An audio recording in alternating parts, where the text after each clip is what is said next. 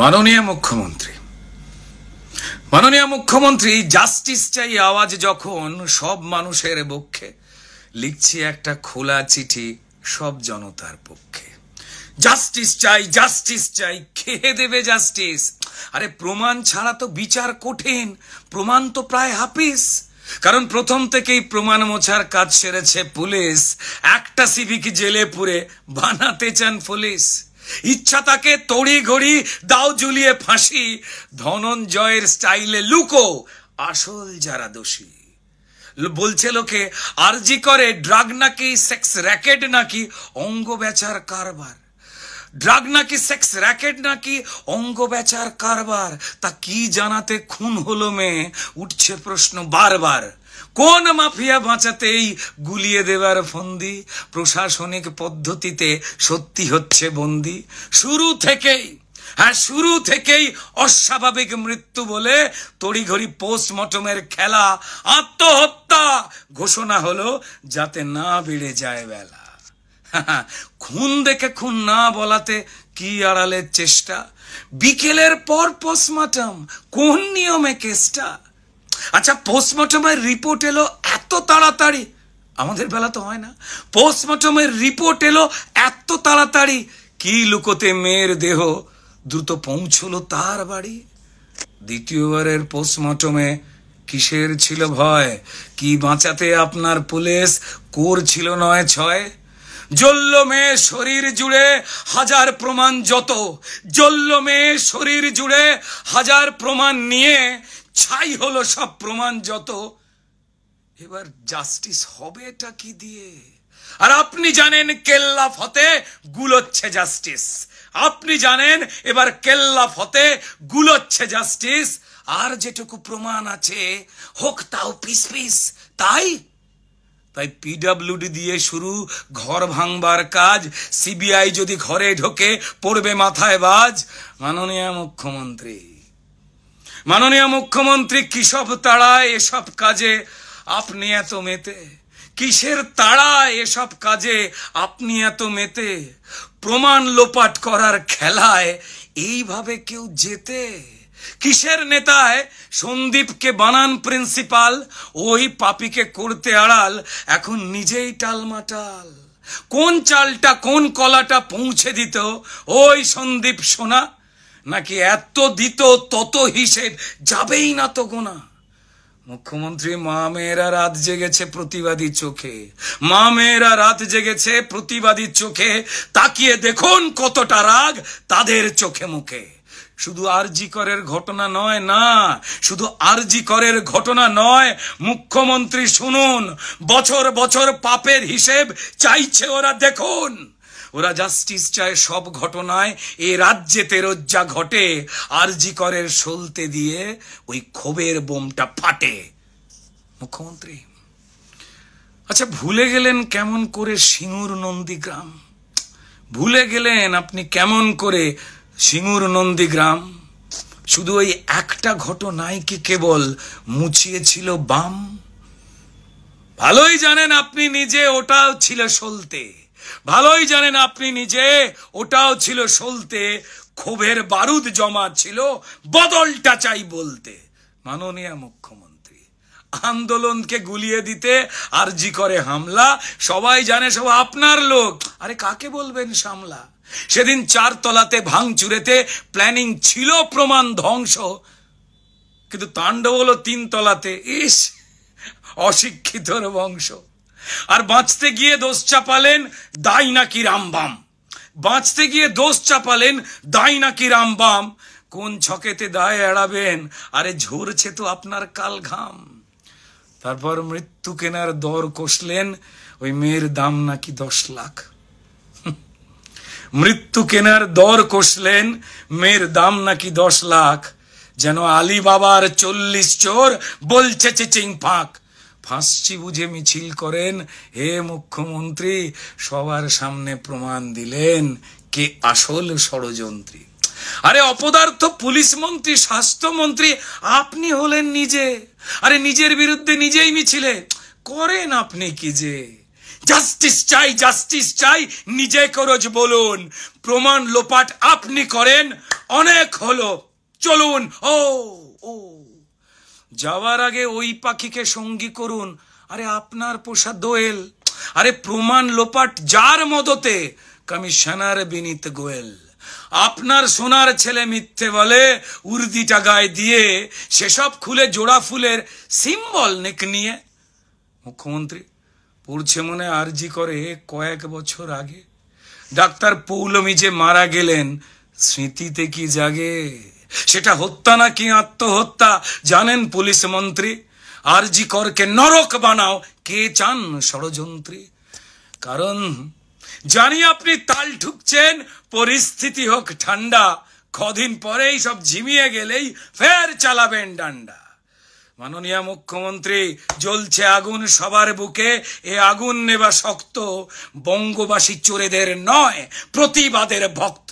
যাকে যাকে অনেক হলো সত্যি কথা, শুনতে হয়তো তেতো, শেষ লাইনের শেষ কথাটা একটু বেশি থতমত।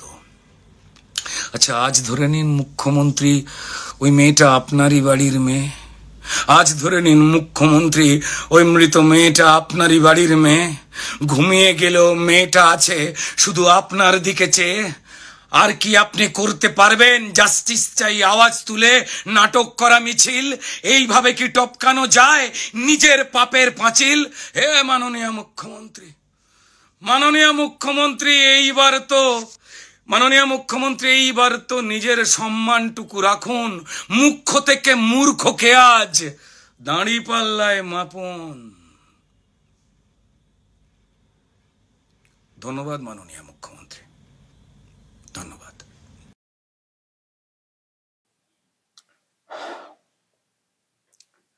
কি যে বলবো, এত সুন্দর ব্যক্ত করেছেন রুদ্রনীল ঘোষ, তার লেখা, তার বলার মাধ্যমে অসাধারণ। উনি বরাবরই ভালো বলেন এবং এমন ভাবে তুলে ধরেন যেন দেখতে পাচ্ছি উনি বলছেন আর আমরা যেন দেখতে পাচ্ছি, পুরো চিত্র তুলে ধরার চেষ্টা করেন। আর এই মুহূর্তে যা চলছে একেবারে সবকটা পয়েন্টই বলবো যুক্ত করে কথাগুলো বলেছেন।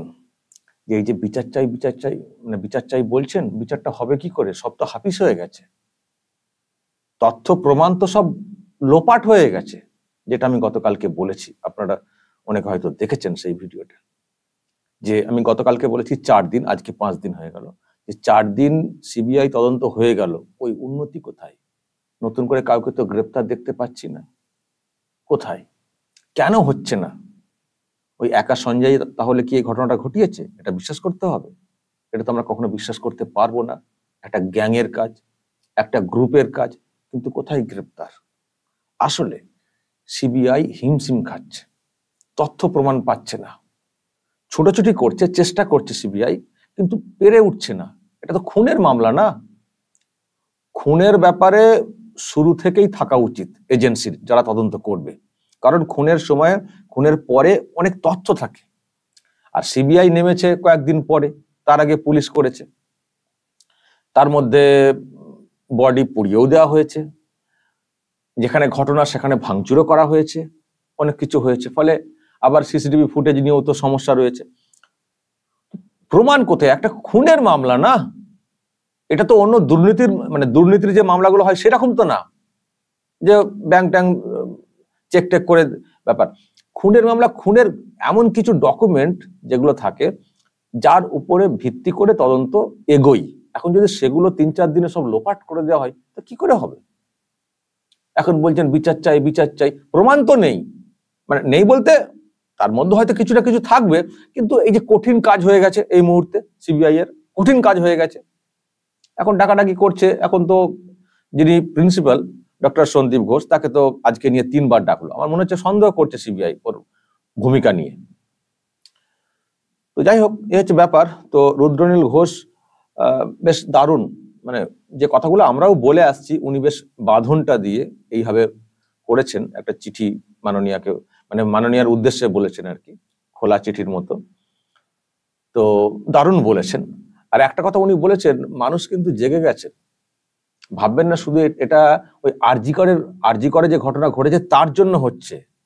এটা পুঞ্জীবিত ক্ষোভের বহিঃপ্রকাশ। সুতরাং এটা একটা আরজি করের ব্যাপার না, আরো অনেক যে আরজি করের মতো ঘটনা ঘটেছে রাজ্যে, এবং রাজ্যের যে হাল হয়ে গেছে তার জেরে মানুষের মনের মধ্যে যে ক্ষোভটা আছে, সেই ক্ষোভের মানে সমষ্টিগত বহিঃপ্রকাশ এটা কিন্তু এটা। ফলে এটাকে দমাতে পারবেন না। ভাবছেন একটা আরজি কর, ওই একটা কিছু হয়ে গেলে আর কিছুদিন পরে বিষয়টা থেমে যাবে, তারপর আমি আমার মতো করে ডান্ডা চালাবো, হবে না। মানুষ কিন্তু জেগে গেছেন, তারা ক্ষোভ প্রকাশ করতে শুরু করেছেন, আর কিন্তু মানুষকে থামানো যাবে না, আর মানুষকে থামানো যাবে না। কোনো পলিটিক্যাল ব্যানার লাগছে না, নিজেদের উদ্যোগে রাস্তাতে বেরিয়ে পড়ছেন, নিজেদের উদ্যোগে। এই তো দেখছেন আজকে একটা ম্যাচ ছিল, ডার্বি ম্যাচ ডুরান্ড কাপের যুব ভারতী ক্রীড়াঙ্গনে, মোহনবাগান ভার্সেস ইস্ট বেঙ্গল। সেটাকে বাতিল করে দেওয়া হয়েছে। কেন বাতিল? মানে ভয় পেয়েছে শাসক যে ওখানে মনে হচ্ছে গর্জন উঠবে, উই ওয়ান্ট জাস্টিস, মুশকিল হয়ে যাবে। কিন্তু তারপরে কি হয়েছে, যারা সমর্থক মোহনবাগান এবং ইস্ট বেঙ্গলের, তারা কিন্তু খেলার মাঠে একে অপরের প্রতিদ্বন্দ্বী, কিন্তু আজকে তারা একযোগে কার্যত সিদ্ধান্ত নিয়েছেন যে আমরা প্রতিবাদ করব ওই যে স্টেডিয়াম যেখানে আজকে ম্যাচটা হওয়ার কথা ছিল, ওই স্টেডিয়ামের সামনে আমরা আজকে প্রতিবাদ করব। সম্ভবত 5টা নাগাদ মানে হবে, বিকেলের দিকে। তো মানে এটা কেন হচ্ছে? জাগরণ ঘটে গেছে, জাগরণ। আর আটকাতে পারবেন না। ওই ক্লাবের মাথাতে কয়েকজন তৃণমূল নেতাকে রেখে দিয়েও আর আটকাতে পারবেন না। মানুষের আবেগ, সাধারণের আবেগ, সাধারণ সমর্থকদের আবেগ। আমি কিন্তু এইরকমই ইস্ট বেঙ্গল ক্লাব চাই, এইরকমই ইস্ট বেঙ্গল, মোহনবাগান বা যারা আছে আর কি, যে সমস্ত ক্লাব কলকাতা মাঠে, এইরকম চাই, সত্যিকারের সমর্থক। আমি যেটা নিয়ে কদিন আগে খুব প্রতিবাদ করেছিলাম, ওই তৃণমূলই মানে দখল হয়ে যাবে, তৃণমূলের দখলে চলে যাবে, তৃণমূল অধিকৃত ক্লাব হয়ে যাবে ইস্টবেঙ্গল, এটা আমি চাই না। তৃণমূল মুক্ত ক্লাব চাই, ইস্টবেঙ্গল চাই। তো যেভাবে আমি প্রতিবাদ দেখছি ইস্টবেঙ্গল মোহনবাগানের সমর্থকদের, আমি কিন্তু এটাকেই চাই, এটাকেই চাই, এটাকেই পছন্দ করি। থাক, সমস্ত ক্লাব থাকবে, তাদের ঐতিহ্য মেনে থাকবে, ঐতিহ্য বজায় রেখে চলবে, কোনো দলের কাছে তারা কিন্তু মাথা বিকিয়ে দেবে না। তো সেটা আজকে হচ্ছে না, আজকে রাখতে পারছে না শাসক দল, ক্লাবের মাথায় নিজেদের লোকজনদেরকে বসিয়েও প্রতিবাদ হচ্ছে। ফলে মানুষ কিন্তু জেগে গেছেন, মানুষ জেগে গেছেন। ফলে এটাকে আর আটকানো যাবে না, আটকানো যাবে না। এখন কোথায় পালাবেন সেটা ঠিক করুন। দর্শক বলবেন, রুদ্রনীল ঘোষ আরো একটা ছেড়েছেন আগুন, উনি যাই ছাড়েন ভিডিও আকারে আগুন হয়ে যায় বাজারে। বলবেন যা বলার কমেন্ট বক্সে, নজর রাখবেন আরামবাগ টিভিতে।